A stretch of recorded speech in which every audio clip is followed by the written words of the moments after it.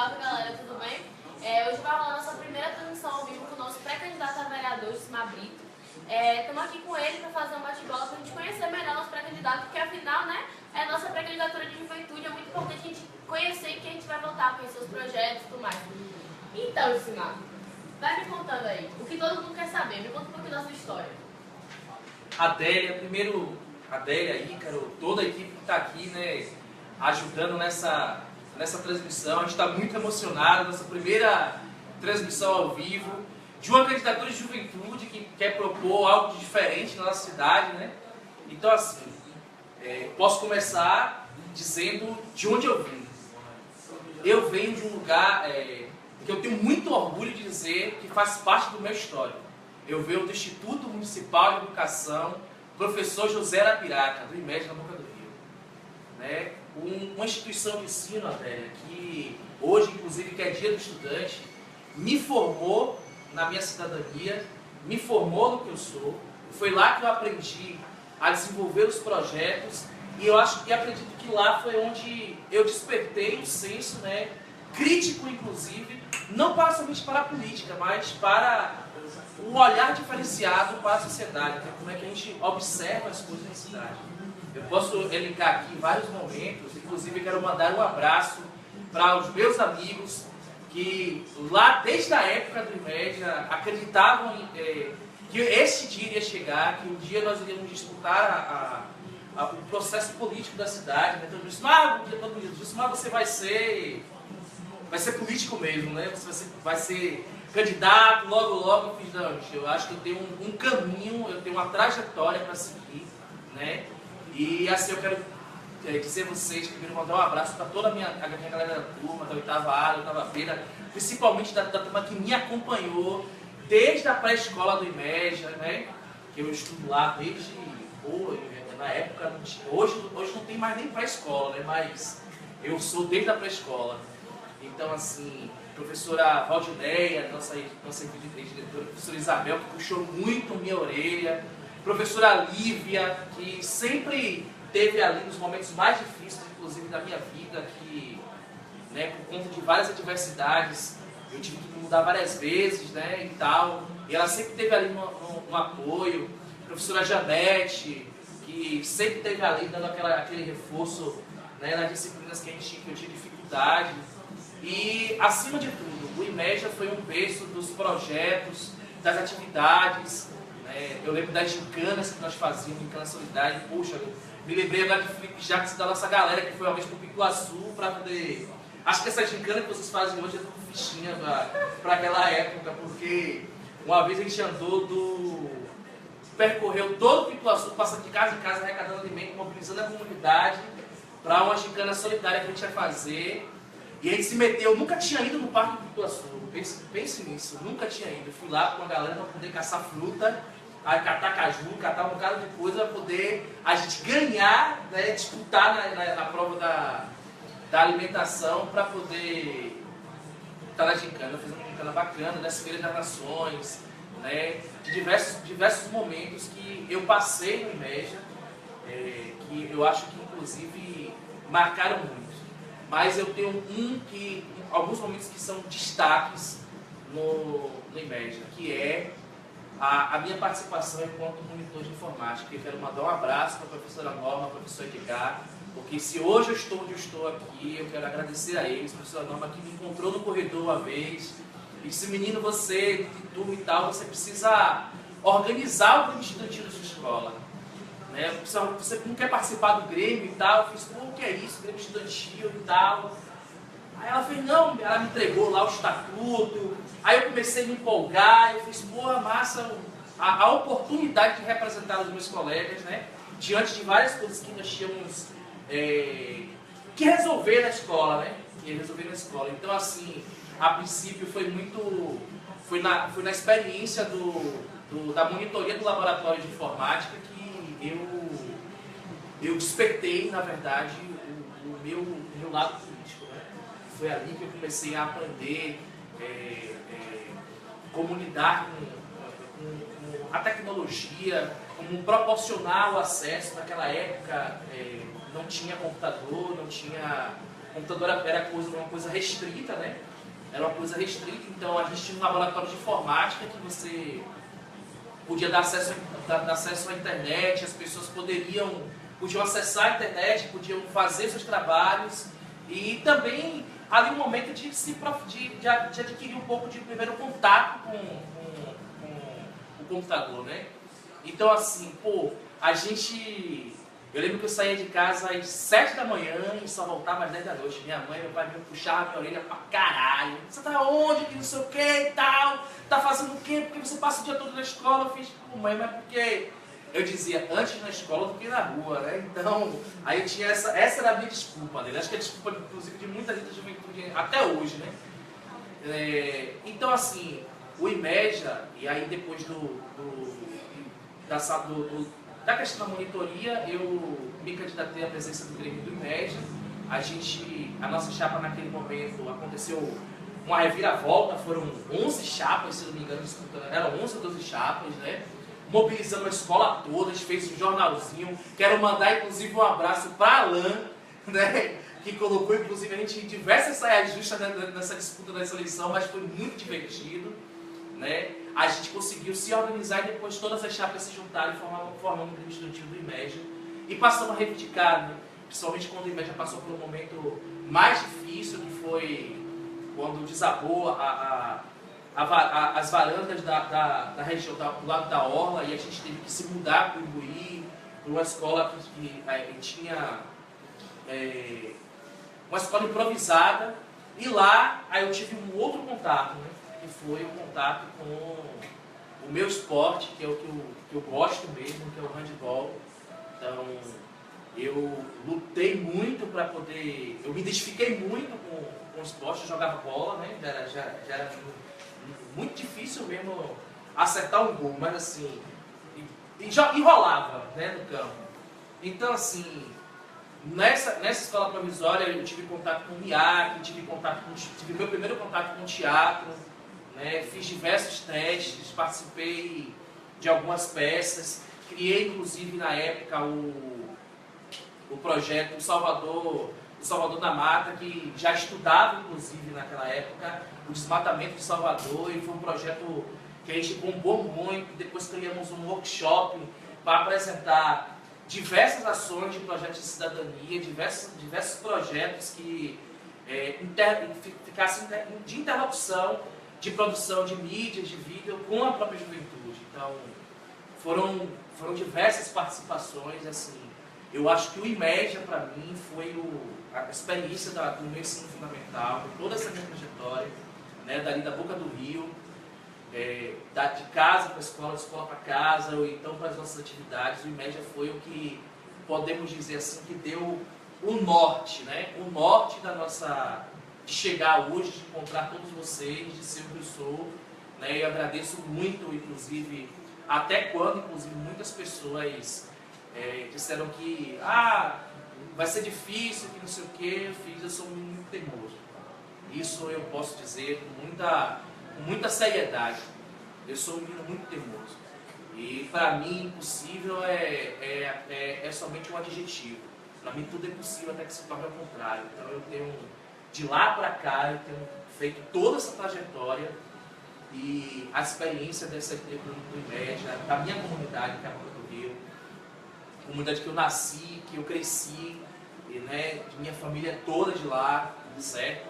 Minha família é toda de lá, vivi muitas da minha experiência de juventude na Boca do Rio, certo? Então, me descobri de vários comportamentos, de vários gostos, de vários estilos, né? O aeroclube, passou aqui agora na cabeça, a gente se juntava todo mundo, né? Nas quartas-feiras e nos finais de semana, ia dançar lá o forró do aeroclube. Para você que também gosta muito de dançar muito, né? A gente tinha isso lá, mas infelizmente hoje o aeroclube está fechado, a Boca do Rio perdeu seu espaço de lazer, e até agora, mais de 10 anos, 8, 10 anos aí nessa enrolação, e infelizmente nossa comunidade perdeu um espaço de geração de emprego, né?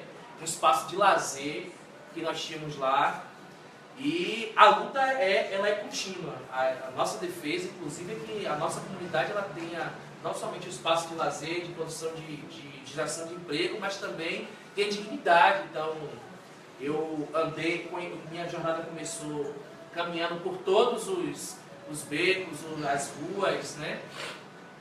Os becos, as ruas e conhecendo a nossa comunidade.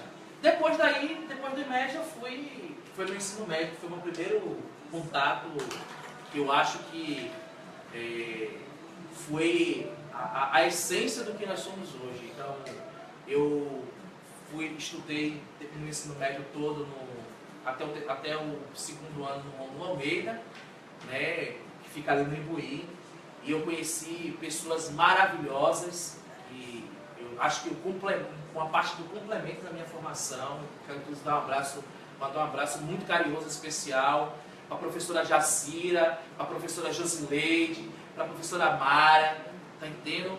Professores que inclusive me ajudaram muito no processo de formação. Eu acho que o Rômulo me fez, a Adélia, Ícaro e amigos que me assistem, foi o espaço onde completou mais 30% aí do que eu tenho de formação hoje.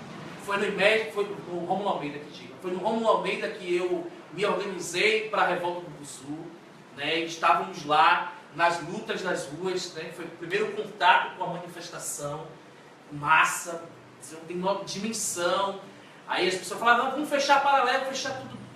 E de repente, assim, muita gente, e eu queria estar ali, sabe? Aquela euforia de estar presente no espaço, não poder opinar, e estava lá na frente gritando, que não sei o quê.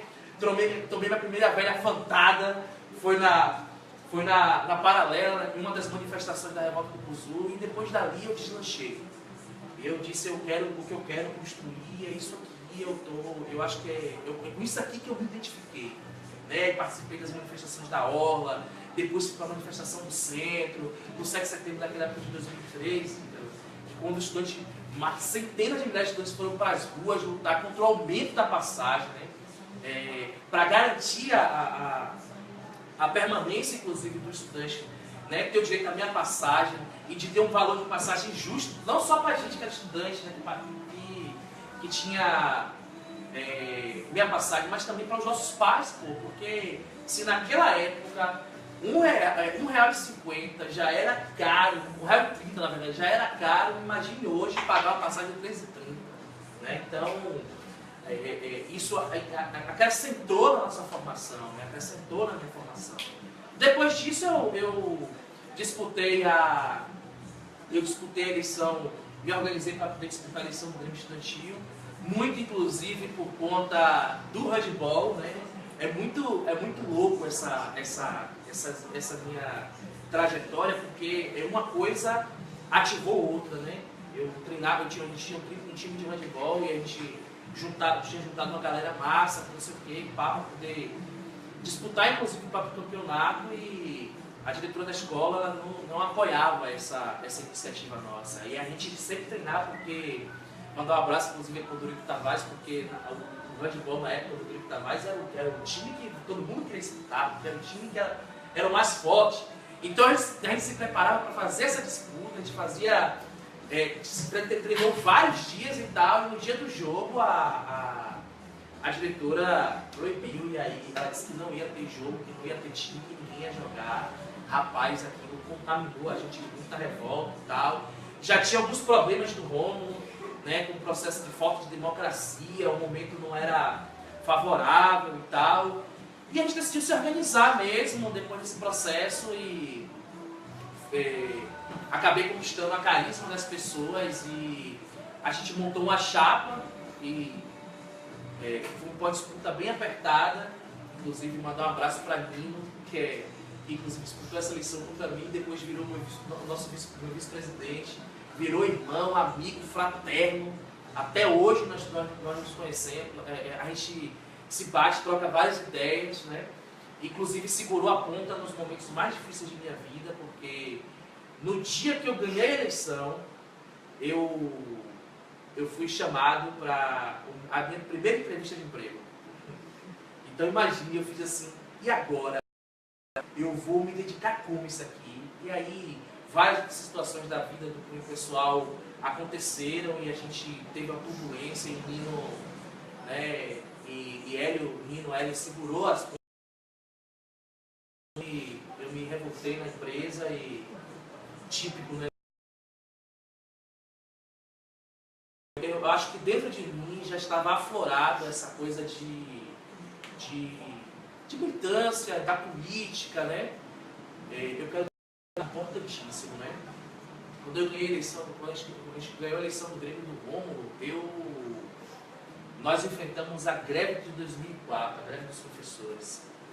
Uma greve, inclusive, longa. Né? Foi nessa greve que eu tive pela primeira vez a oportunidade de falar para tantos professores, tantos estudantes, tanta gente. Né? E ali, naquele espaço, o movimento estudantil da cidade, foi que muitos ares se abriram. Acho que um outro pedaço da minha formação da política. Né? Então, depois dessa greve, e o Grêmio Estudantil do Rômulo foi uma experiência inovadora e que me colocou em exercício na prática de representante. Eu tenho uma coisa justamente essa questão de muitas pessoas dizem, mas você é um líder. Que antes de ser líder eu tenho que ser representante, porque se eu não representar a opinião das pessoas, de dialogar, né, de fazer essa interlocução com as pessoas, com a juventude, principalmente a juventude que está ao nosso redor, eu não consigo ter capacidade de ser liderança, porque liderança que não representa é carrasco, e aí eu não sou dessa, eu nunca topei esse tipo de tratamento. Então a construção, ela é uma construção que vem destas origens, né? De respeitar muito a opinião das pessoas, de respeitar muito as pessoas que estão ao redor, tá entendendo? Outra coisa que é importantíssima, que eu acho que e aí foi o estopim do start de onde nós chegamos hoje. No Rômulo, na greve, nessas mobilizações todas que eu tenho, assim, muito orgulho mesmo. Foi nesse espaço que nasceu a Associação de Grêmios de Salvador.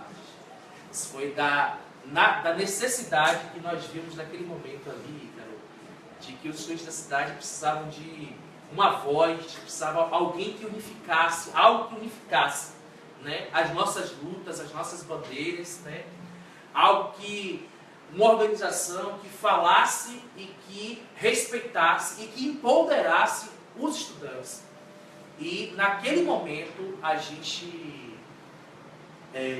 quando a gente fundou a AGES, ali inclusive no auditório do Rômulo, e aí teve vários processos, várias mobilizações, nós fundamos a AGES com 3 grêmios estudantis, era o do Rômulo, o do Bolivar Santana e o do Dorival.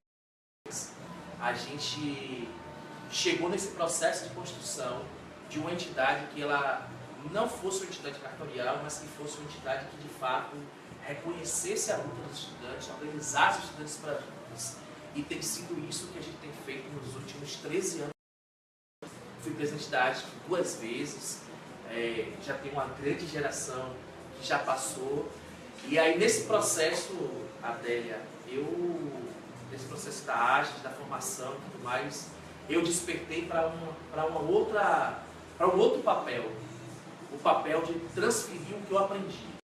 E assim, hoje nós temos diversos militantes de diversos setoriais que atuam dentro da base de juventude, desse agrupamento, desse coletivo, que eu tenho, assim, eu olho todos os dias e vejo, às vezes fico assim com inveja, assim, porque eu queria estar ali, mas assim, besteira, meu tempo já passou, a hora é de vocês, né? E eu vejo vocês assim, passando por cada dificuldade, a galera passando por dificuldades, não sei o que e tal, eu fico nada de ser fichinha e tal. Pô, desde o Rômulo, quando o Jacira me dava grande professora de história, que sempre me deu todas as dicas do entendimento da política, né? Do entendimento da formação, do que nós somos, né? E do que nós podemos construir de perspectiva para a sociedade. A gente absorveu muita coisa, e a AGES hoje, quando eu falo dessa organização, quando eu falo dessa entidade, é como uma paixão do time de futebol. A gente mata e morre, torce ali, chora.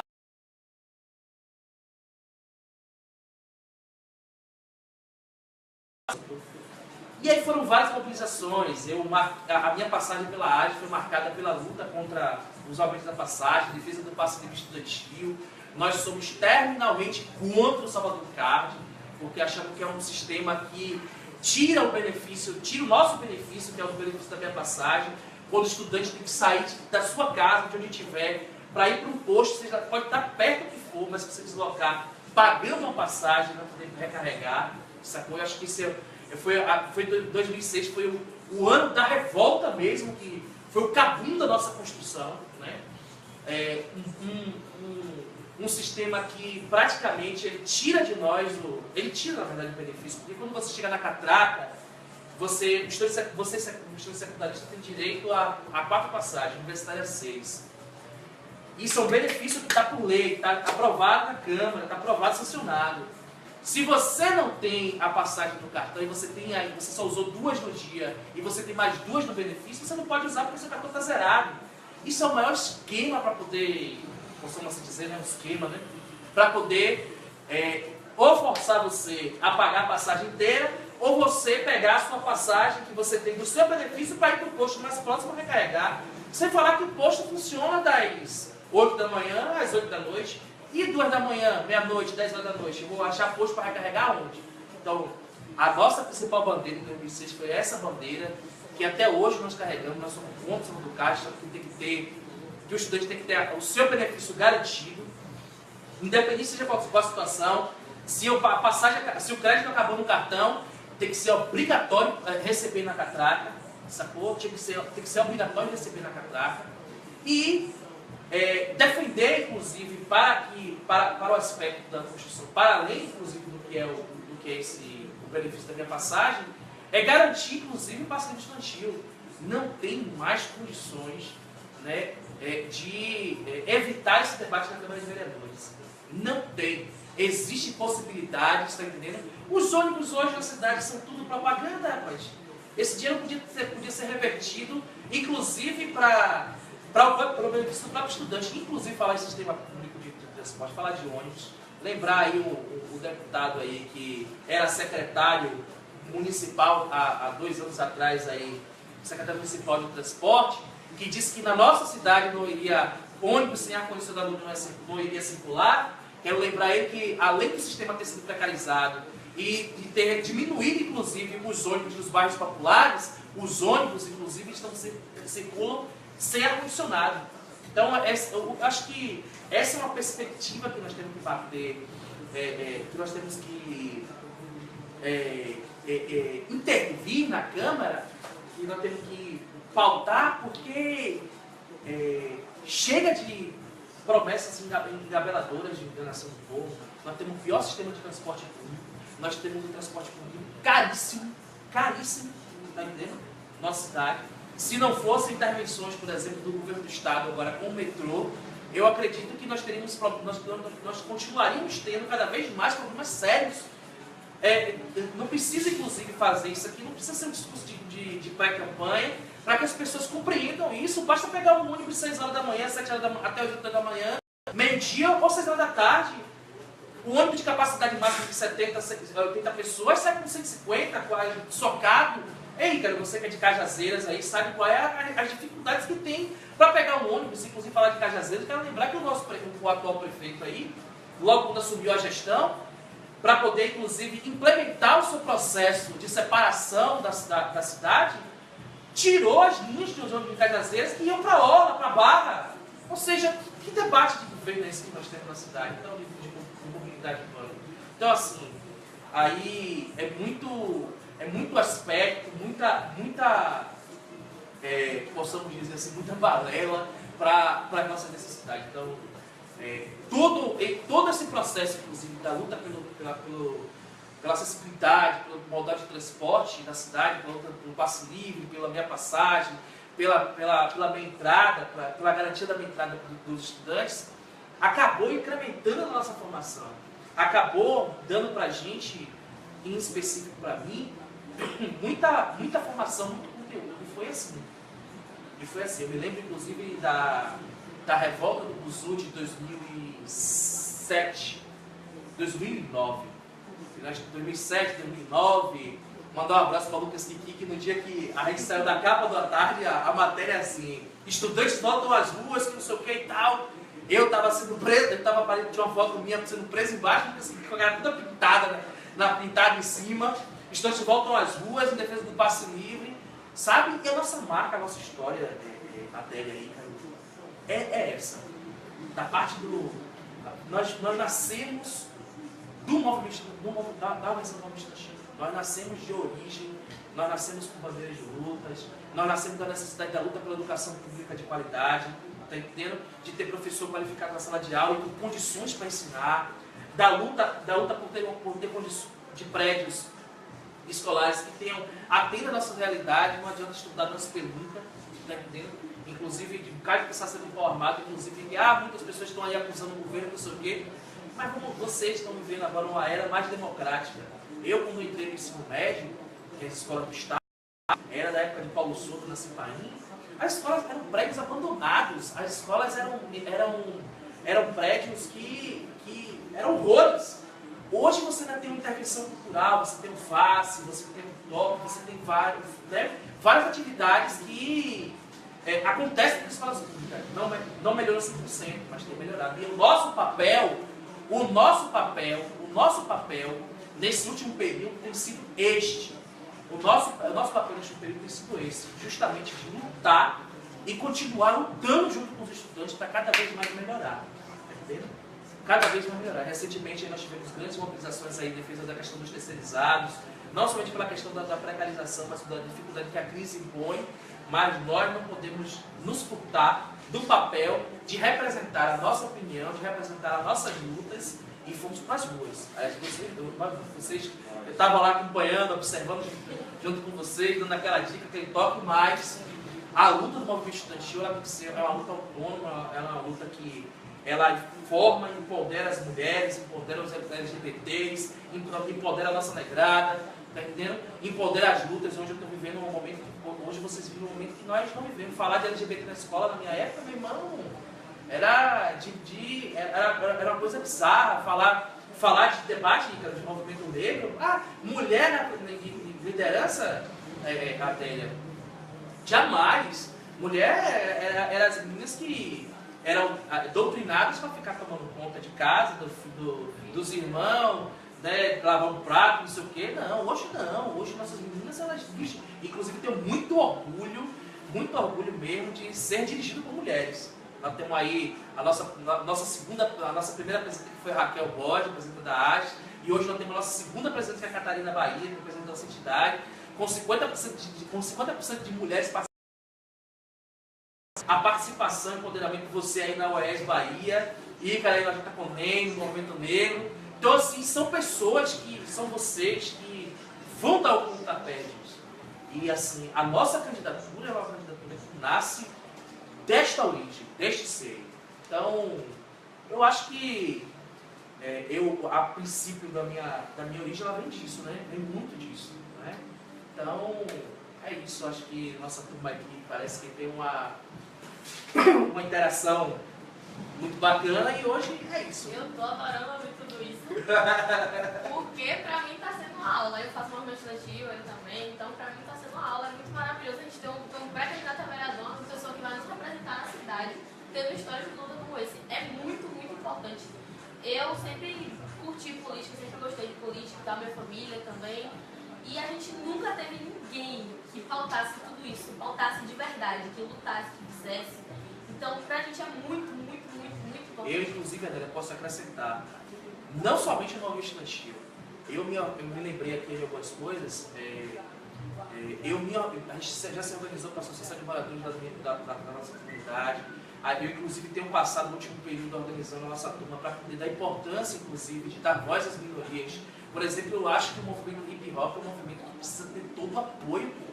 É impossível isso. Nós temos uma cidade festeira, mas você não tem uma arena eletrônica para poder empoderar os DJs da nossa cidade. Tá entendendo? Então, nossa galera vive aí das oportunidades das festas que organiza, mas não está nos grandes circuitos na programação dos grandes circuitos. O nosso movimento hip hop não está. O projeto Meu Intervalo é um Show nasceu, inclusive, do debate de fomentar a participação, construção e apresentação, inclusive, do movimento hip hop.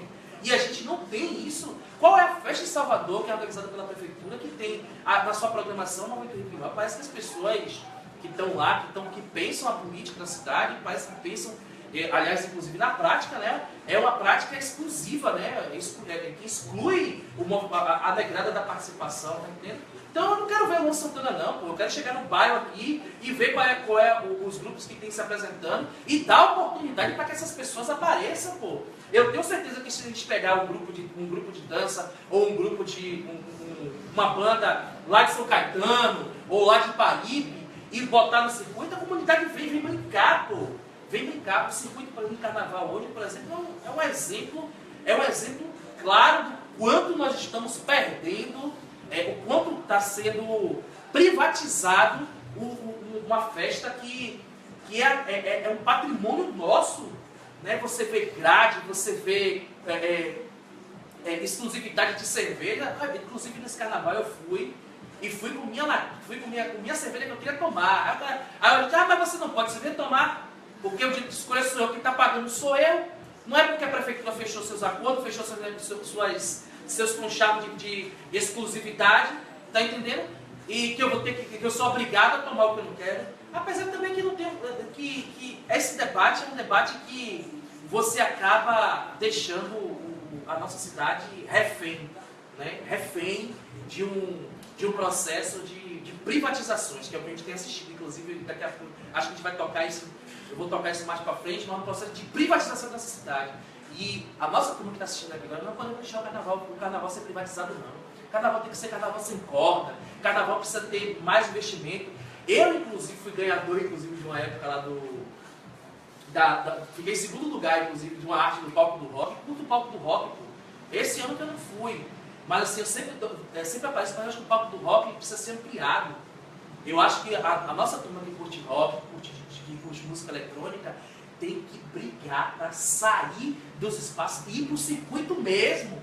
Tá entendendo? Nós temos que ter um trio eletrônico para que a gente possa apresentar a nova produção cultural da cidade. Valorizar o mercado de trabalho artístico também, que é importante. Claro, valorizar o trabalho, porque a gente vê um processo de exclusão da cidade que não pode mais acontecer.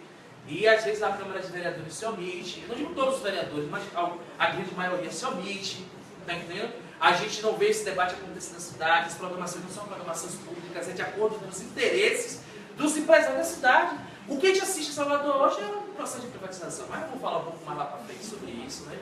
Então, é isso, Adélia. Toca a bola aí agora. Eu queria te perguntar assim por alto. Veio na minha cabeça agora, o que você achou da votação que passou do Plano Municipal de Educação de tudo aqui? Porque, eu não sei se vocês sabem, mas teve muita violência, inclusive a presidenta da AGES, né, da entidade da Força Diretora, uma das entidades da Força Diretora, ela foi agredida, ela quebrou o pé por policiais militares que foram permitidos a entrada deles, e ela foi agredida, outras pessoas foram agredidas e passou com uma violência muito grande. Eu queria saber o que você tem a dizer sobre isso. Primeiro, não existe nenhum debate que seja feito sobre a educação hoje na instituição pública que nem da realidade da juventude. Vai ter LGBT sim nas escolas, vai ter mulher moderada sim, vai ter debate de sexualidade, sabe por quê? Porque se a gente não faz esse debate, outros fazem de outra forma, tá entendendo? E o que nós precisamos ter, a compreensão é que nós precisamos construir, eu acho que sabe, Adélia, porque as pessoas estão faltando mais, é a relação de respeito. É a relação de respeito. Eu sei que cada um tem a sua opção, a sua crença religiosa, mas acho que entre as pessoas ela precisa empoderar mais a questão do respeito. Tá entendendo? Aí quer dizer que não vai falar sobre. E assim, muito sincero, eu sou muito franco. Eu sou muito franco mesmo. Não vai topar fazer o debate sobre LGBT na escola porque eu não quero transformar meu filho e minha filha no viadinhozinho, no sapato. Não, isso não existe. Pai, mãe, vocês precisam ter a consciência de vocês fazendo esse debate primeiro com seus filhos. Vem da família. A família que precisa identificar isso. tá entendendo? E esse debate sobre gênero, sobre sexualidade precisa acontecer porque muitas coisas acontecem por falta de esclarecimento, muitas coisas acontecem, inclusive de mal para a própria juventude, de mal para nossas pessoas, nossos colegas, nossos amigos, nossas amigas, porque falta de esclarecimento. Quando a escola se omite de fazer esse debate, ou de complementar esse debate que acontece dentro de casa, porque a gente assiste hoje, Adélia, é que cada vez mais existe um processo de desinteresse da nossa... Eu mesmo, quando eu saí de casa, minha mãe sempre ficava, você está indo para onde? Você vai voltar que horas e tal. Sempre foi com aquele rigor de mãe e pai, mas é que você percebe que no fundo é a preocupação de você saber por que você está andando, o que você está pensando, de buscar esclarecimento, de você está com alguma dúvida, esclarecer de alguma coisa, entendeu? Então, essa questão de não debater, de excluir da pauta, porque só excluir no papel, porque na prática não vai funcionar, porque nós, inclusive, já estamos fazendo esse debate nas escolas, porque a gente acha que é importantíssimo empoderar as mulheres, é importantíssimo fazer um debate sobre sexualidade, e é importantíssimo fazer um debate sobre o processo de conscientização do que é o LGBT e combater a LGBTfobia. Nós precisamos combater a LGBTfobia e acho que o plano municipal, o plano estadual, o plano nacional, mesmo que ele não tenha passado lá, tenham sido poucos as pessoas que tenham defendido nas suas votações, tenha passado esse trator, né, nessas pessoas que se organizam por defesa de direito, por defesa, inclusive, acima de tudo, por respeito, lutam por respeito. Nós estamos aqui se propondo a retomar esse debate na Câmara, a retomar esse debate na sociedade e enfrentar. Eu sou uma pessoa do debate, eu sei que tem dois lados de opinião, né? E compreendo a política e todo o jogo do processo como um processo de convencimento. A gente se convence sobre pautas, mas nós não podemos onde uma coisa que a gente não pode abrir mão de dar assistência e dar atenção às camadas minoritárias, às camadas que precisam ter voz, que precisam ter opinião. Então, assim, muito triste o que aconteceu na Câmara, inclusive tem sido um reflexo da Câmara de Vereadores na última década. É uma Câmara que você não consegue ter a participação popular, não consegue ter a participação do povo, porque parece que esses vereadores muitos vereadores não têm noção do que está fazendo ali, né? Porque foi eleito pelo voto e, mesmo que não tenha sido das pessoas que estão ali, mas foi eleito, está lá para representar o povo. Quando você assume a Câmara de Vereadores, você assume para representar a população de Salvador. E aí, quando você não faz a defesa dos interesses da população no seu mandato, você esses vereadores saem do contexto do que é a Câmara. E a Câmara tem sido muito isso. E eu não digo somente da questão do plano, não.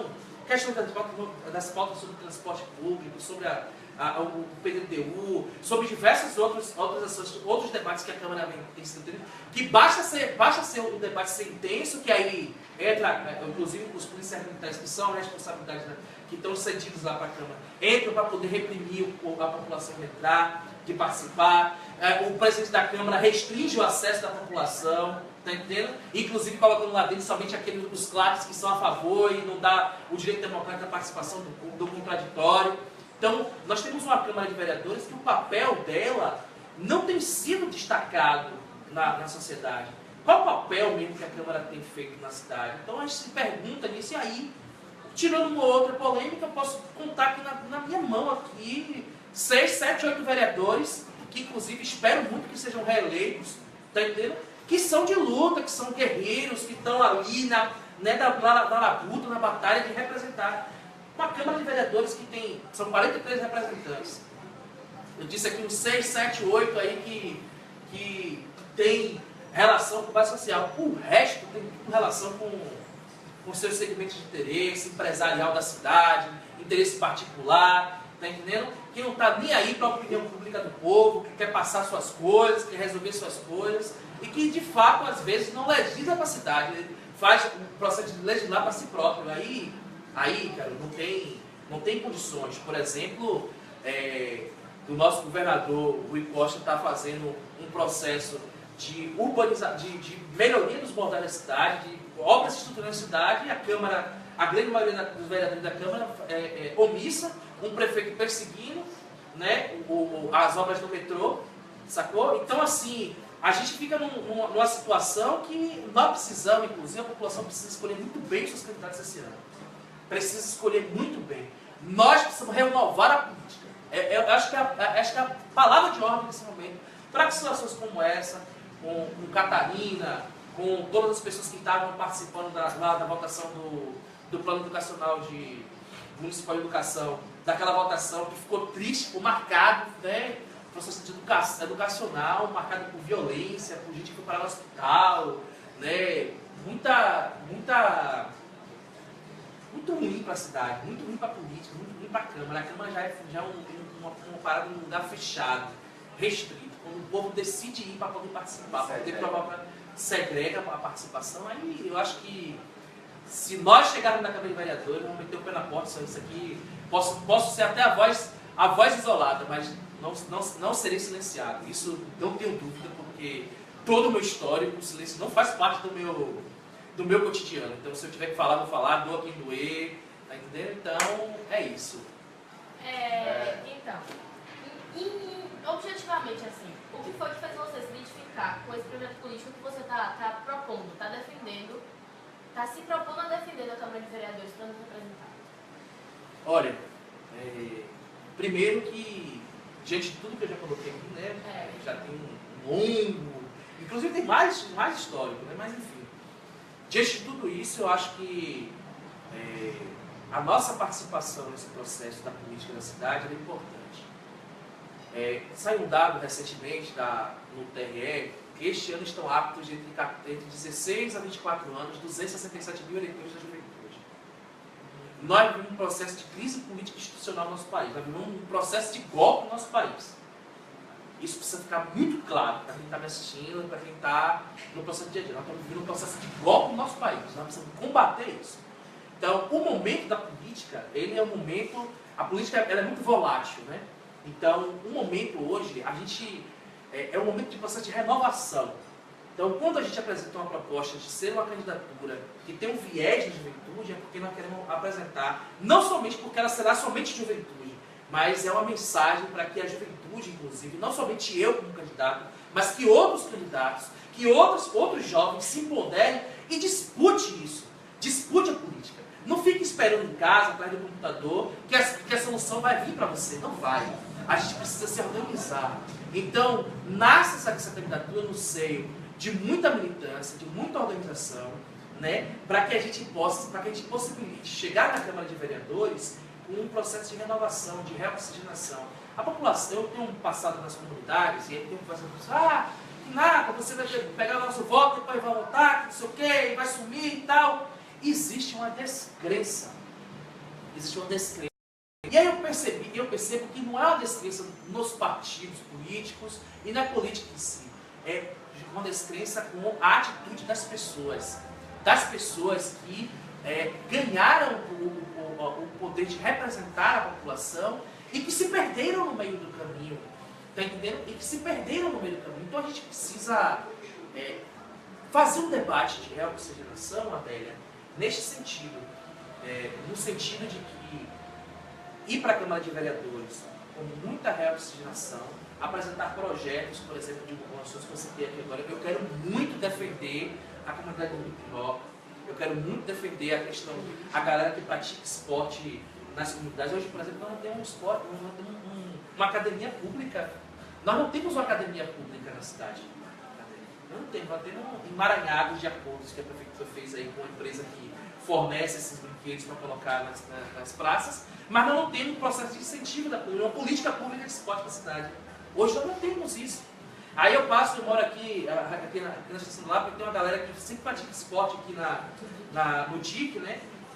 Que é uma galera que eu vejo que sempre se incentiva, se motiva, eles já tem um grupo aqui, já criaram um grupo lá no Campo Grande, sacou? Tem uma galera que organiza o baba na comunidade, que inclusive para a galera que tem liga de futebol, que tem time de futebol, que não espera o processo de eleição para poder um ou outro político aparecer para entregar um colete, entregar uma bola. Faça a luta por política pública de esporte para a cidade. Nós precisamos ter um circuito público de esporte na cidade, precisamos ter um campeonato, nós precisamos ter investimento, sacou? Porque nessas ligas de esporte, porque eu também fiz parte disso, foi nessas ligas que a gente acaba desviando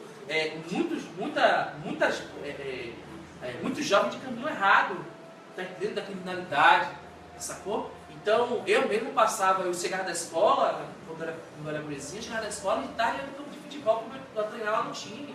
Não sabia porra nenhuma de bater baba nenhum, mas estava lá porque eu gostava de brincar, gostava de jogar bola, entendeu? Então, a gente precisa fazer uma política de esporte na cidade que seja, inclusive, de benefício. E não somente para a parte do futebol, para o handebol, para o vôleibol, tá entendendo? Principalmente para o basquete, Ícaro. Tem crescido muito nas periferias.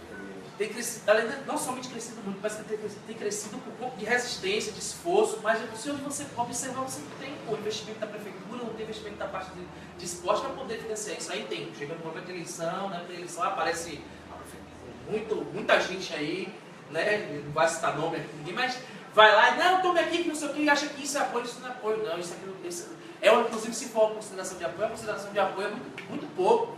Eu sempre fui adepto de sempre querer mais. Tá entendendo? Então eu quero a quadra, eu quero o campo de futebol iluminado para jogar o baba de luz. Eu quero a quadra de esporte para poder jogar o basquete, para poder liberar para a comunidade poder participar e promover, inclusive, as suas atividades esportivas, né?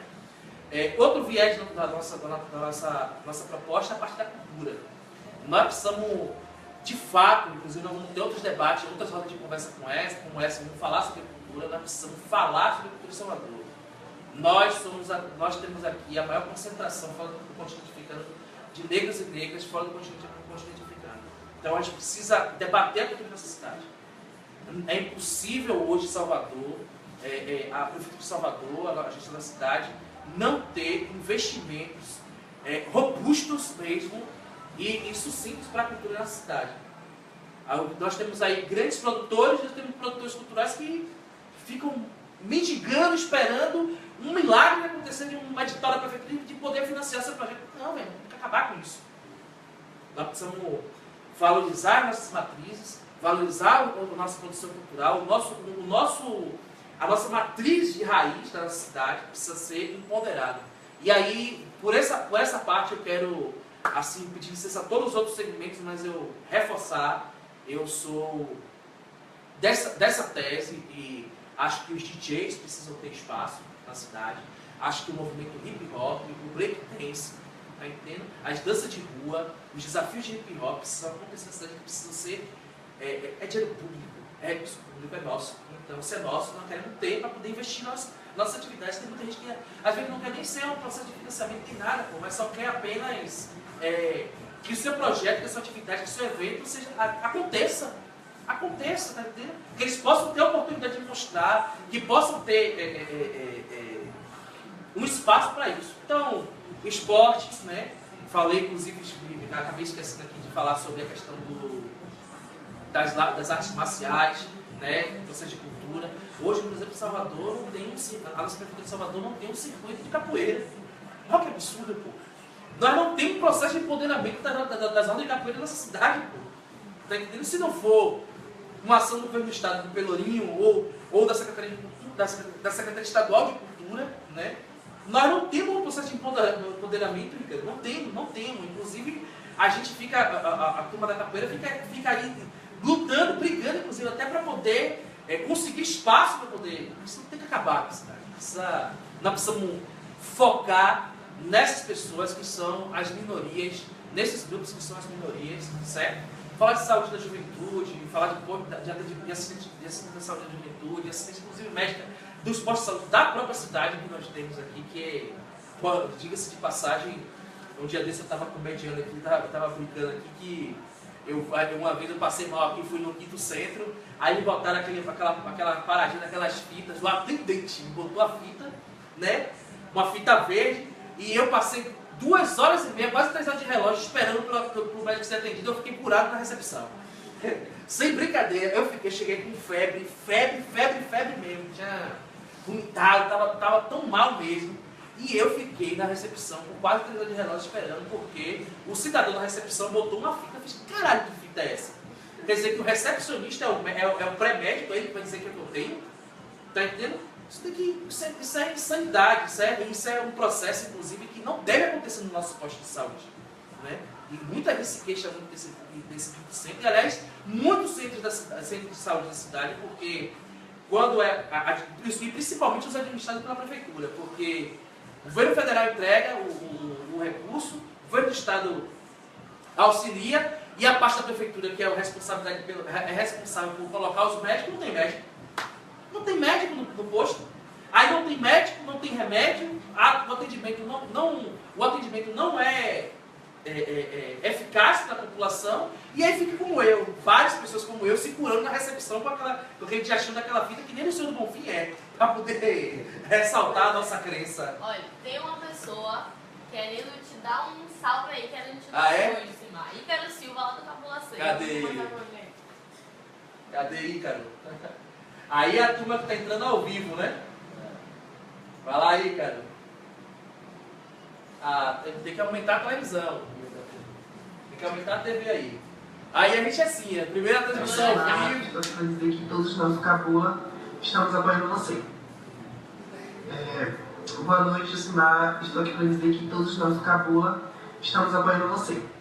Um abraço, Ícaro. Boa noite, Simar. Um abraço, Ícaro. Um abraço. Todos nós do Cabula. Um abraço para Ícaro, um abraço para toda a comunidade de Cabula aí. Minha irmã, inclusive, uma parte da minha família também de Cabula. Eu ando muito pelo Cabula, assim, e também do Móvel Estantil, né? Porque aí a gente faz caminhar por tudo quanto é canto, né? Tancredo Neves, conheço muita gente do Cabula, mas muita gente mesmo. Gil, eu queria saber sua opinião sobre a escola sem partido. O que é que você, enquanto pré-candidato, tem a emitir sobre esse projeto que está pleiteando nossos candidatos, nossos deputados, sobre esse projeto de calar a boca das pessoas que emitem opinião sobre algo diferente na nossa sociedade. O que é que você pensa sobre a escola sem partido? Eles querem, eu sou terminalmente contra. Terminalmente contra. Dizer o seguinte, esse projeto de sanidade de escola sem partido aí é para calar a boca de quem tem senso crítico. De quem expressa o senso crítico, quem tem opinião sobre as coisas, eles querem calar. Não existe esse debate. Tá entendendo? Não existe calar a voz da juventude, calar a voz do professor, calar a voz da comunidade. Não existe isso. Nós não vamos apoiar, nosso mandato não vai, futuramente não vai apoiar, e vamos inclusive fazer um processo de desconstrução disso. Acho que a escola pública é o espaço justamente de formação de opinião. Para além das questões educacionais, para além das questões do ensino, a escola é a segunda casa de formação, tá entendendo? Então a gente precisa fazer o debate com mais seriedade, entendeu? Eu acho que a escola ela pode ser apartidária, mas eu sou livre para escolher a orientação ideológica ou de opinião que eu quiser. Ninguém vai botar cabresto. E é isso que nós temos que empoderar, é isso que nós temos que fazer. Tá entendendo? Quer dizer que as mulheres não vão se organizar, não vão poder defender o feminismo, quer dizer que os meninos que são, a turma que é do LGBT não vai poder falar sobre o impacto do que é a LGBTfobia? Não. Ou inclusive as mulheres não vão poder fazer o debate, combater o machismo, não vão falar sobre o racismo. Então, são essas coisas que a gente precisa resolver, né? Então, a gente precisa dinamizar, e nós somos contra. Eu sou contra, a gente tem feito já debates sobre isso nas escolas, onde eu tenho ido com a turma dos grêmios, com os professores, já tenho dito que nós temos que enfrentar isso e não deixar esse projeto passar. Tá entendendo? Que é a forma de... Não é nem questão de esquerda nem de direita, é de calar a boca de quem tem senso crítico, de quem tem a capacidade de formar opinião. Tá entendendo? Nós não somos robô, nós não somos máquina para poder ser injetado o que a sociedade padronizada, patriarcal, inclusive, quer nos impor. Não. Nós, como inclusive tem uma campanha circulando, né? Querem nos enterrar, mas nós somos sementes. Então nós vamos nascer, vamos brotar, vamos criar uma floresta de pensadores, de formadores intelectuais, formadores de opiniões na sociedade, e vai ser dentro da escola. Eu tenho uma pergunta, outra pergunta. Tá. O prefeito de Salvador, ele é considerado o melhor prefeito do Brasil. Aí eu queria saber o que é que você tem a nos dizer sobre isso. Olha, essa história de melhor prefeito do Brasil, eu não vou nem dizer se fosse, mas ele deveria ter vergonha quando dar uma volta na cidade e ser considerado o melhor prefeito do Brasil. Porque eu não sei de onde tirar essa pesquisa de quem foi que eles entrevistaram. Aliás, vocês também talvez não tenham pegado essa época, mas eu peguei o finalzinho. Essa é a mesma história daquele velho, daquele prefeito, daquele que foi deputado federal aí, que disse ser o moralista da política brasileira, o cara, né? O seu Sansão, o seu Embaçaí, que foi prefeito de Salvador, que veio com essa mesma história. O melhor prefeito do Brasil. Metrô de Salvador, 12 anos parado. Está aí agora sendo investigado por desvio de recursos. Todo embolado, tá entendendo? Que tem um gogó para poder falar de corrupção. E está todo embaralhado, tá entendendo? E deixou 14 anos. Foram 14 anos, porque o metrô só voltou a funcionar quando o governo do estado pegou o metrô e botou para andar. Certo? Então essa história de que o melhor prefeito do Brasil não existe. E aí eu digo, ele pode ser o melhor prefeito, inclusive, não sei nem se para os moradores da Barra, porque gastou mais de 50 milhões de reais para a reforma da Barra, porque nem os moradores concordam. Nem os moradores concordam com o que foi feito lá. Que, diga-se de passagem, nós vivemos hoje numa cidade, né, e aí pegamos uma brecha, muito para perguntar para quem está me assistindo e para aquelas pessoas que vão caminhar. Nós queremos uma prefeitura, um governo, uma prefeitura governada por um político que foi eleito ou governada por uma família? Porque é o que nós estamos vivendo hoje. Nós vivemos uma cidade que possamos comparar assim, com uma cebola. Nós temos ali uma casca, vou pegar a cebola porque é de casa. Uma casca enfeitadinha, bonitinha, podemos dizer que essa enfeitadinha bonitinha seja a orla, e para dentro dela está estragado, gente. O nosso interior da nossa cidade não tem investimento da prefeitura. A periferia morre gente direto, basta ter grandes chuvas nas encostas, porque não tem um processo de assistência da prefeitura nessas comunidades. A primeira coisa que o prefeito fez foi separar a cidade. Ó, aqui mora a favela, os pobrões, aqui moram os ricos, tá entendendo? Os de classe média alta. Então você não pode se misturar. Porque quando tira as linhas de Cajazeiras para Barra, eu só não entendo outra coisa. Tem várias pessoas que vão argumentar milhões de coisas, mas eu só entendo uma coisa: segregação. É separar. Tá entendendo? Quer separar. Aí você tem 50, 60 milhões de investimento na orla de Salvador, na orla da Barra, e você tem a orla de Paripe, de Plataforma, de Piripiri, tá entendendo? A orla de Itapajipe, que não tem nem um terço desse recurso por investimento. Eu inclusive quero convidar vocês, vamos conhecer Tubarão, vamos conhecer as praias de Paripe, as praias do subúrbio, gente, porque é lindo demais. É lindo demais, tá entendendo? E precisa do mesmo investimento, do mesmo empenho, certo? Que a prefeitura tem. E hoje você não vê isso. Aliás, hoje se alguém caminhar, inclusive porque é um processo de eleição, aí tem rua sendo asfaltada, tem passeio sendo construído, tem casa sendo pintada, tá entendendo? Tudo para ficar bonitinho, para poder passar 4 anos, que é isso, gente. E o resto dos outros anos? Eu moro aqui eu estou morando no centro hoje, na estação da Lapa, foram 48 milhões de reais, aproximadamente, 45, 48 milhões de reais de investimento, dizendo que engabelando a nova Lapa. Eu convido vocês a entrar na Lapa, porque a única parte que foi reformada foi para quem tem comércio e grandes empresas. A Subway, aquele chá do mate, né? Os grandes empresários, o Hiper Ideal que botou um mercado. Ou seja, houve a privatização da Estação da Lapa, porque hoje, inclusive, se você se aglomerar ali, até se você colocar um sambinha para poder, que tipicamente acontece de sexta-feira, a segurança vem, não pode, não sei o quê. Se você vai fazer uma panfletagem de mobilização, a segurança, não pode, não sei o quê. Ou seja, houve um processo de privatização da Estação da Lapa. Houve um processo de privatização da Lapa, tá entendendo? Então, assim, a entrada da Estação da Lapa, por exemplo, a gente que circula aqui por dentro, tudo escuro. Todo escuro, não tem acesso, não tem o asfaltamento não foi trocado, passeio não tem, tá entendendo? Coleta de lixo aqui, meu irmão, se a câmera pudesse dar uma volta aqui, botar na imagina, você vê que tem uma tonelada de lixo aqui do outro lado da rua. E a Estação da Lapa ela só foi reformada para o processo de privatização dela. Mas nada, quem anda na Lapa hoje vê lá um bocado de plaquinha esperando um bocado de anunciante, vê um bocado de comerciantes, tirou os ambulantes, que eu acho um absurdo. E aí você percebe, Ícaro e Adélia, para quem está assistindo, qual é a diferença de política de quem faz investimento para a geração de emprego e a garantia da renda da cidade.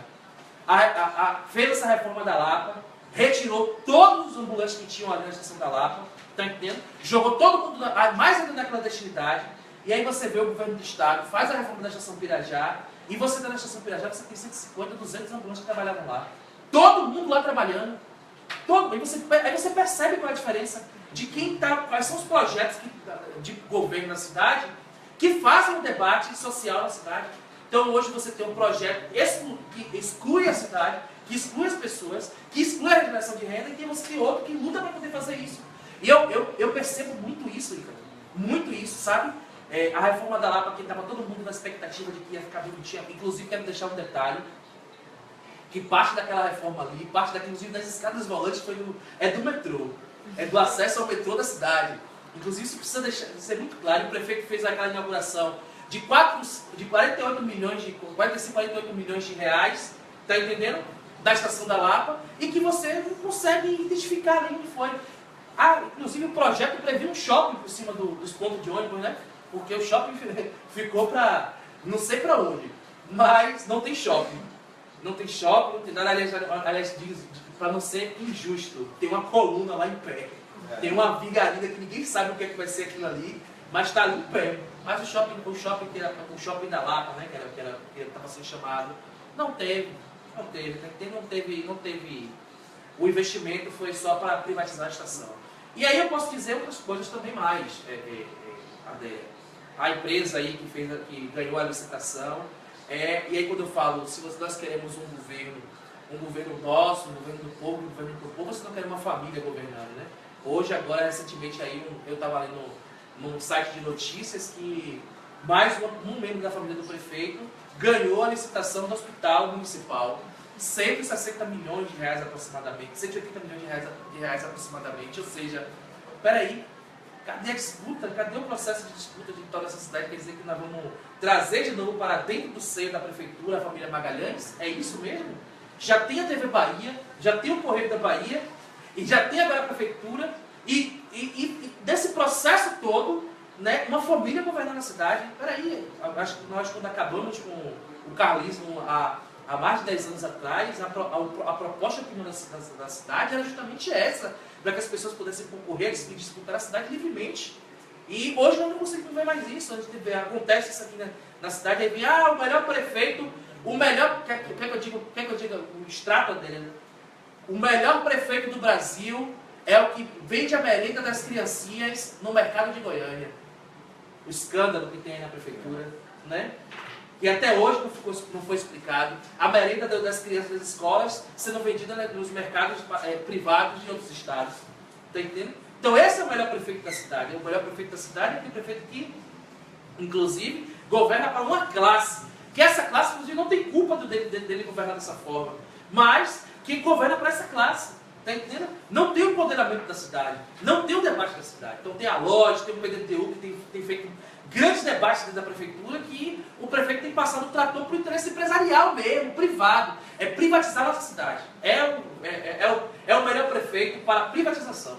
Que inclusive, nós temos assistido aí no dia a dia. Gismar, você focou aí várias vezes sobre a sua candidatura ser uma candidatura de juventude. Eu queria que você nos explicasse a importância e o porquê de tanto você defender esse segmento. Olha só, eu defendo tanto o espaço da participação da juventude porque é o meio que eu estou. É o meio que me formou, é o meio que a gente transita, né? E porque eu acredito no potencial, no nosso potencial enquanto jovens, né? A juventude ela precisa ocupar o seu espaço na política. Porque se a gente não fizer o processo de renovação, com todo respeito a todos os grandes políticos, as grandes políticas, as pessoas que têm contribuído para o processo de construção do nosso estado, país, município, mas chegou a hora da juventude, do processo de renovação, e essa renovação precisa ser da juventude.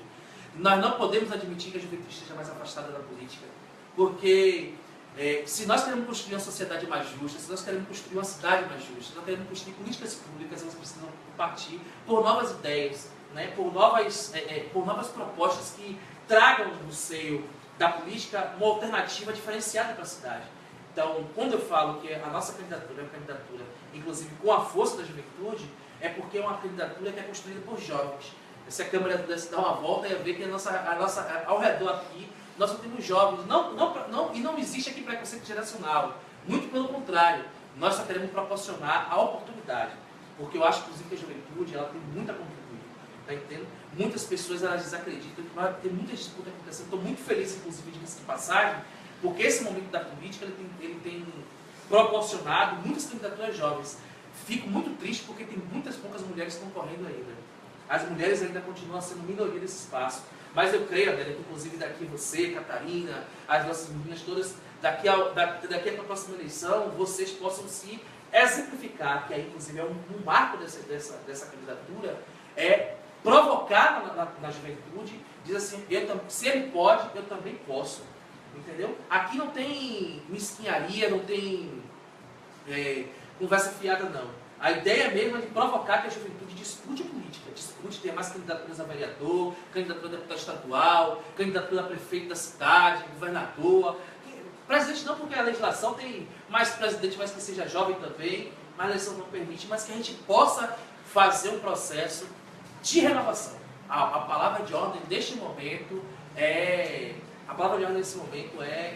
renovar, reoxigenar, e este mandato esta campanha é uma campanha que vai seguir à risca o processo de defesa dos interesses da juventude, do processo da juventude e do processo de organização que nós fazemos no dia a dia.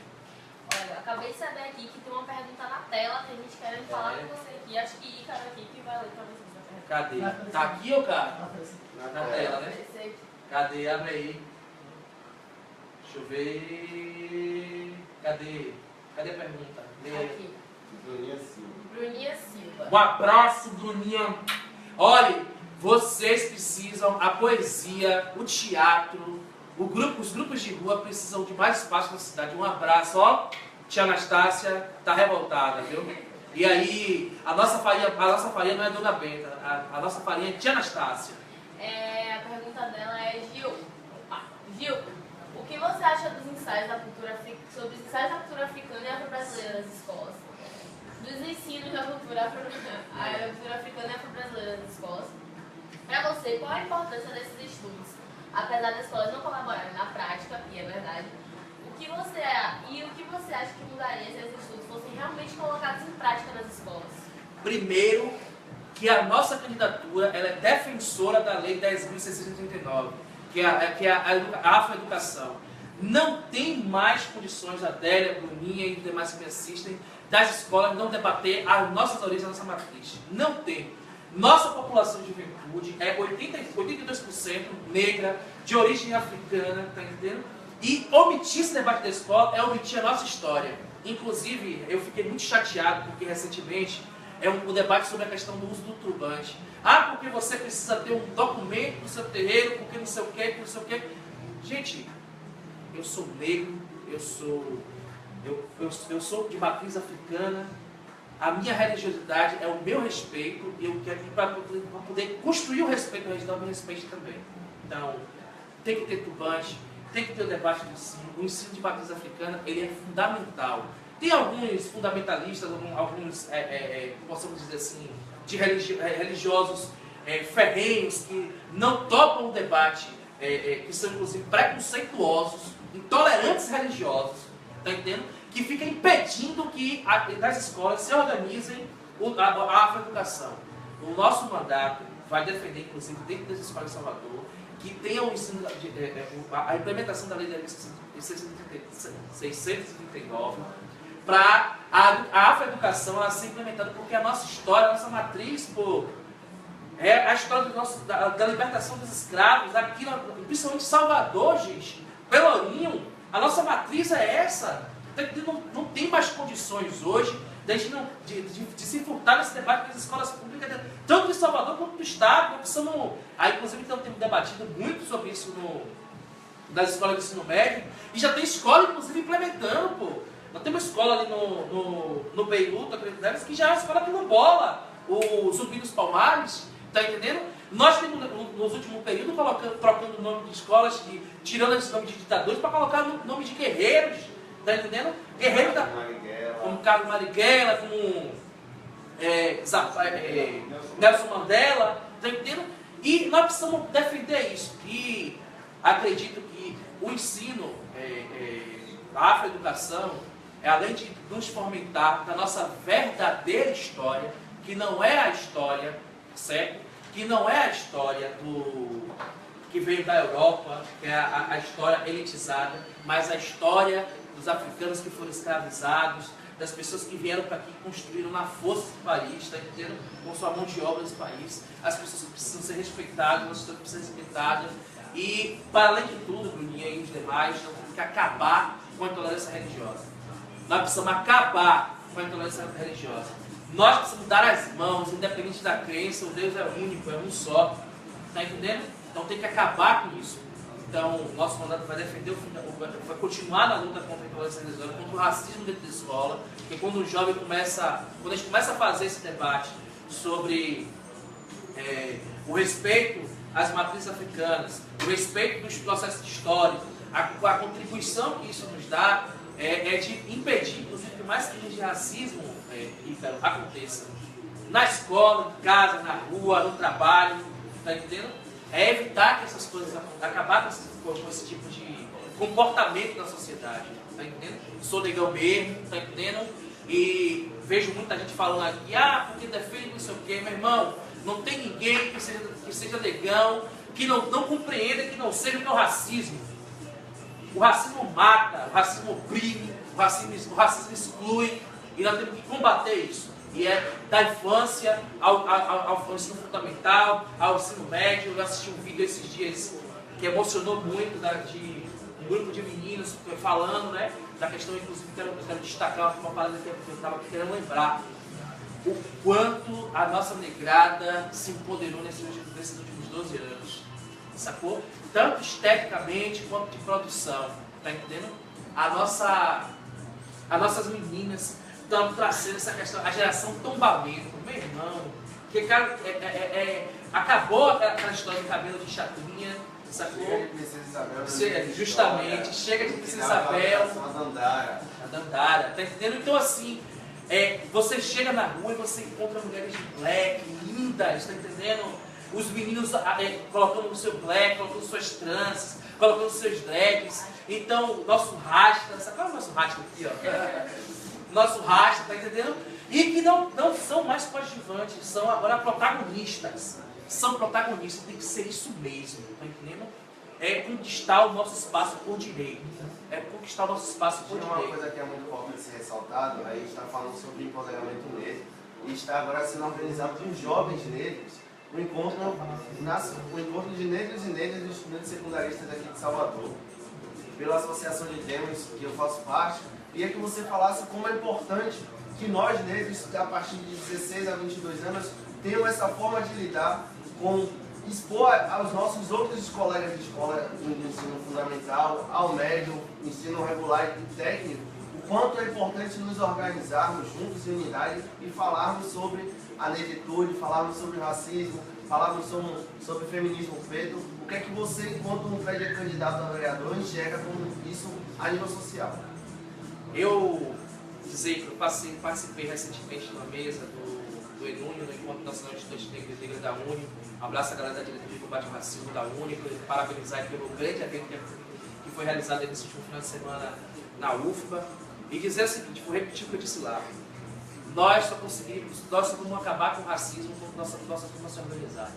E não somente em encontros, mas na rua, quando a gente conseguir fazer o debate. Quando eu falo de hip hop, eu quero falar também agora para a nossa grafite. A galera que expressa a sua opinião, seja sua revolta, ou sua solidão, ou sua alegria, ou sua mensagem através dos seus riscos. É um momento que a gente precisa de organizar a nossa população, a nossa juventude negra. Porque nós estamos passando por um processo de golpe, nós estamos com a nossa presença na universidade ameaçada. Recentemente, o editorial do Globo lançou aí a privatização do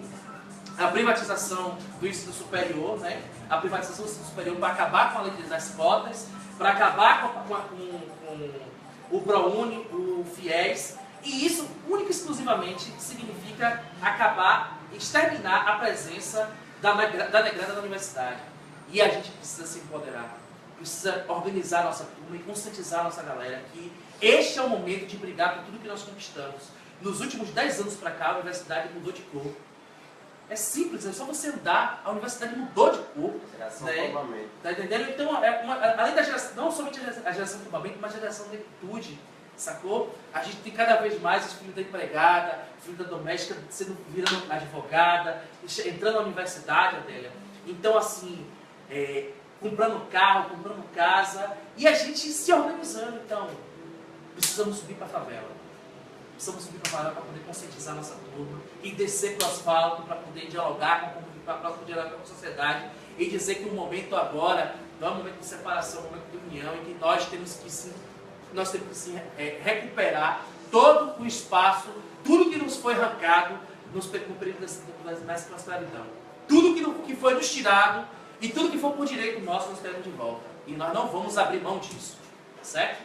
Gismar, eu vou nem perguntar se tem alguma coisa, né? Eu quero saber o que você aprendeu na sua militância, o que você construiu na sua militância, que você pretende levar isso para a política partidária, construir dentro da Câmara de Vereadores de Salvador.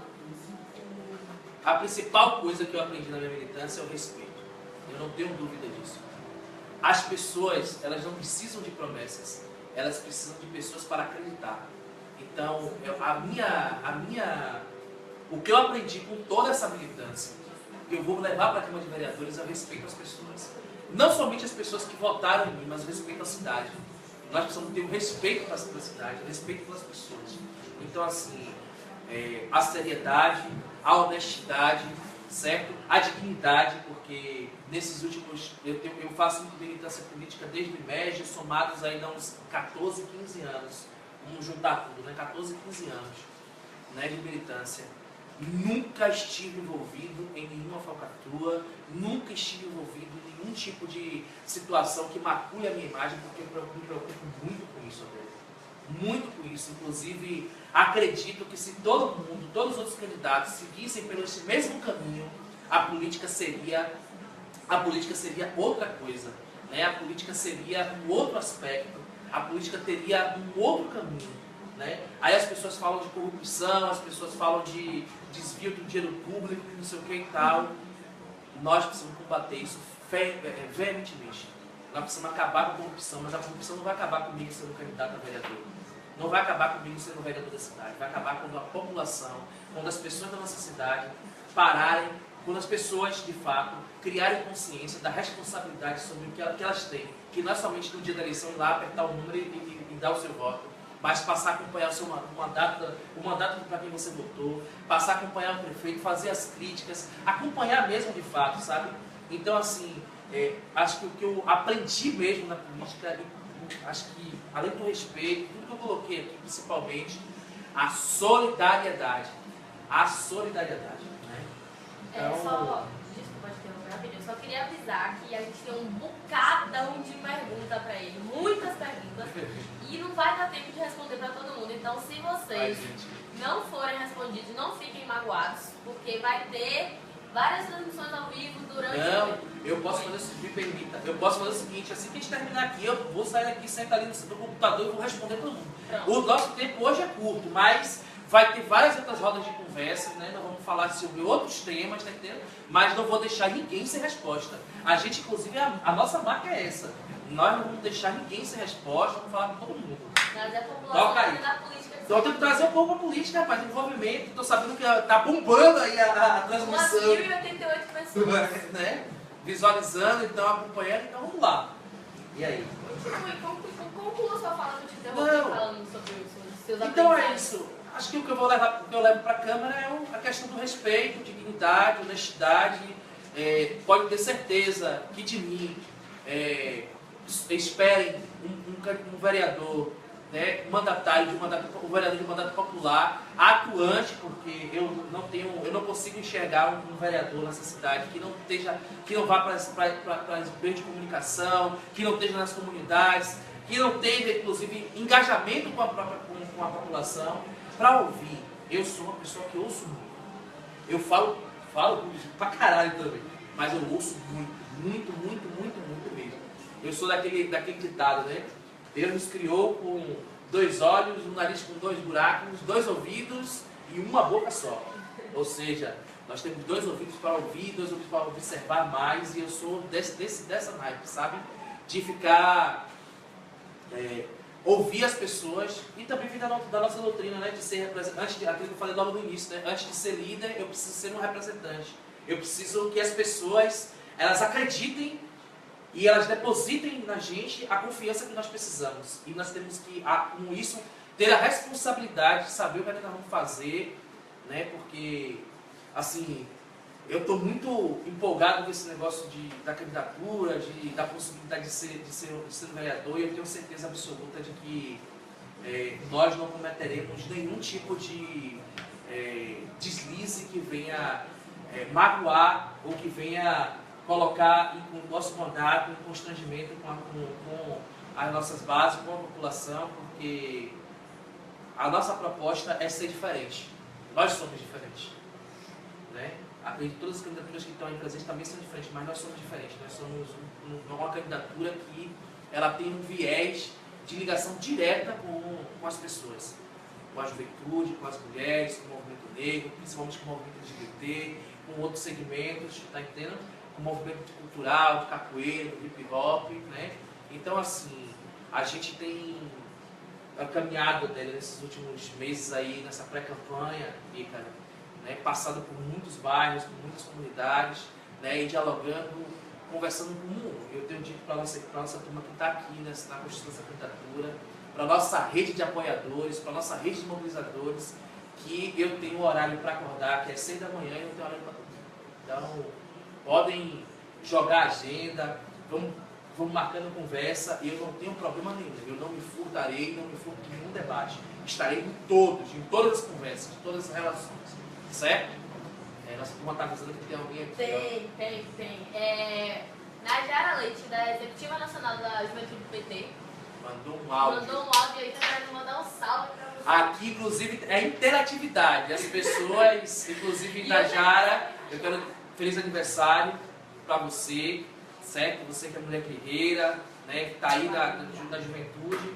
Solta aí, porque aqui é interatividade. A gente está ao vivo e todas as pessoas... Bom, galera, meu nome é Najara, sou da Juventude do PT e quero dizer para todas e todos que nesse período eleitoral a gente precisa de candidatos que realmente defendam a bandeira da juventude. E eu não vejo pessoa melhor para cumprir esse papel em Salvador do que o Gilcimar. Meu total apoio a você, companheiro. Espero que você tenha prosperidade nessa longa luta. Então, quero dizer a todas e todos que se vocês tiverem dúvida, né, em quem votar, votem no Gilcimar, galera, porque esse cara é o cara que realmente vai defender os interesses da classe trabalhadora, dos estudantes, das mulheres, dos negros e negras, enfim, da galera que está aí disposta a construir uma sociedade mais inclusiva, uma sociedade com menos desigualdade e uma sociedade que realmente reflita o que a juventude espera. Então, Opa, obrigado, Najara. Ó, um abraço, ó, bem apertado para você. Feliz aniversário aí. É isso, a nossa candidatura é uma candidatura que interlaça todos os segmentos do movimento social. Inclusive, algumas pessoas me perguntam, algumas perguntas. E é isso, você é um candidato. Eu nasci e fui criado na Boca do Rio, meu bairro de paixão, onde eu aprendi, conheci, tenho vários amigos. Mas a nossa candidatura é a candidatura de vereador para Salvador. Nós estamos na candidatura de Salvador. Então eu não quero só defender a Boca do Rio, eu quero defender Cajazeira, defender Águas Claras, defender o subúrbio, defender o centro da cidade, defender os interesses, inclusive, também das áreas da Barra, da Udina, de todos os lugares, porque é uma candidatura que ela nasce para ser um vereador de Salvador. Nós somos uma candidatura de Salvador, das mulheres não, inclusive eu quero pedir com todo respeito, porque a minha formação ela me permite se encontrar na condição de machista em desconstrução, não por ter cometido atos machistas, mas por ter nascido na condição de homem, que isso me coloca na condição de privilégio. Então a minha formação me permite ser aliado de luta, então eu quero ser aliado de luta das mulheres e empoderá-las para que elas possam, e fortalecer inclusive para que elas possam estar nesse processo de disputa. E aí sim, aí do movimento negro, do movimento de juventude, do movimento dos esportistas, de todos os movimentos que possam e que tenham possibilidade de colar com a nossa candidatura com essa perspectiva. Bom, infelizmente o tempo acabou, mas assim, mas assim, logo vão ter outras rodas de conversa, outras transmissões, outros temas, então, assim, foi ótimo conversar com você. Foi maravilhoso, foi uma aula. Sempre, né? E sempre. E galera, valeu aí por todo mundo Eu que queria assistiu. Beijo pra vocês, pra se despedir. Eu queria fazer um convite aqui a todos e todas que estão assistindo. Foi um debate muito proveitoso, onde a gente teve aqui uma pessoa que tem muita experiência de luta, de garra, de defender seus anseios, não só deles, mas enquanto sociedade, enquanto mudança nessa sociedade opressora que a gente vive diariamente.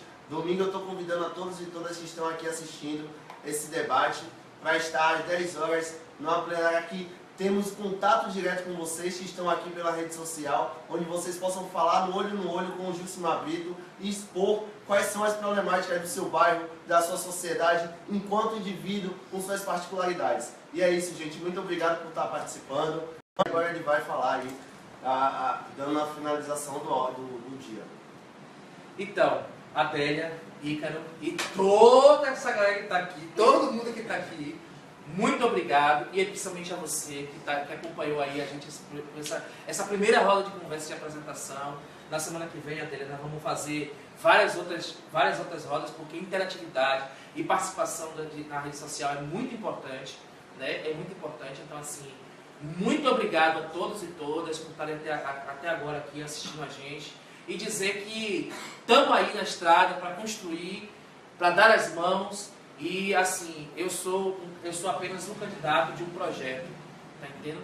E se você conhece nosso histórico, conheceu um pouco aqui hoje, mas já ouviu falar da gente, chegue junto, vamos dar as mãos, vamos dar os braços, porque a gente aqui já é forte, mas juntos somos mais fortes ainda. Então, eu apenas sou um candidato de um projeto, mas com você, nós somos um candidato de um projeto de cidade.